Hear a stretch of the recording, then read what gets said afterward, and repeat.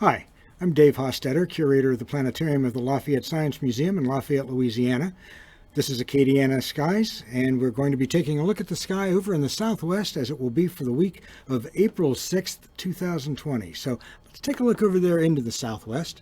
A lot of bright stars over there. You want to remember that the stars can be seasonal things, and the stars that we're seeing in the southwest now have been with us in the early evening sky since about January or so.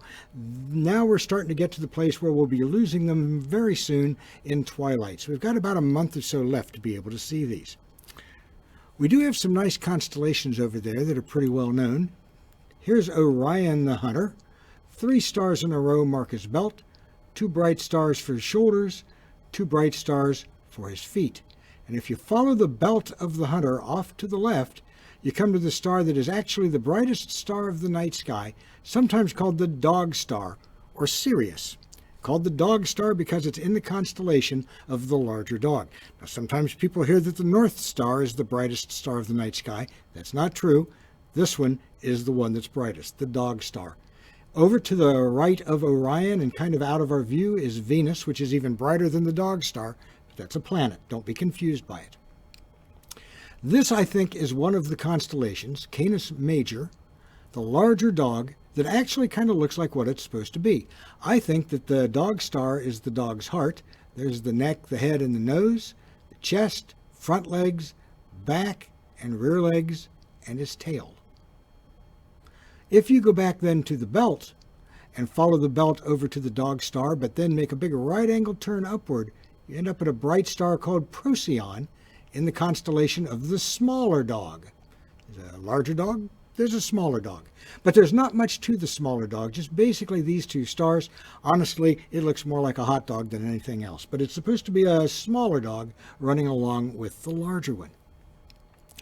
If we look down to the larger dog, though, there is something kind of interesting there for you to take a look at if you've got a telescope. You can kind of see it if you have binoculars, but a telescope will help you, and it's called M41. These M objects were found by a French astronomer named Messier who lived back around the time of the American Revolution. And he made a list of things that kind of disturbed him while he was looking for comets and things. He wanted to get rid of them so they wouldn't disturb him.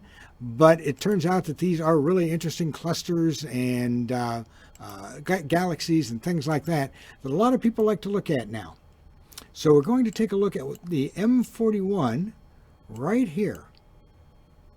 And M41 is a star cluster, a family of stars born together and moving together through space. It's definitely visible in a pair of binoculars, but if you happen to have a low-power telescope, that's going to help you quite a bit more. So you might want to take a look at that. It really is a very pretty thing to be able to see. And again, it's called Messier 41, M41, not too hard to find, kind of roughly where the lungs would be there in the constellation of the larger dog.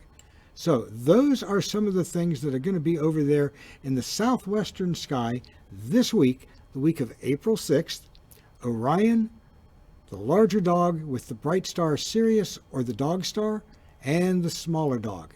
And I hope that you will go outside and take a look at those things. Keep your social distance, but go out and look at them and enjoy those and point them out to other people. And I want to thank you for being here. I hope you enjoyed it and that you'll come back and see others. Thanks for being here.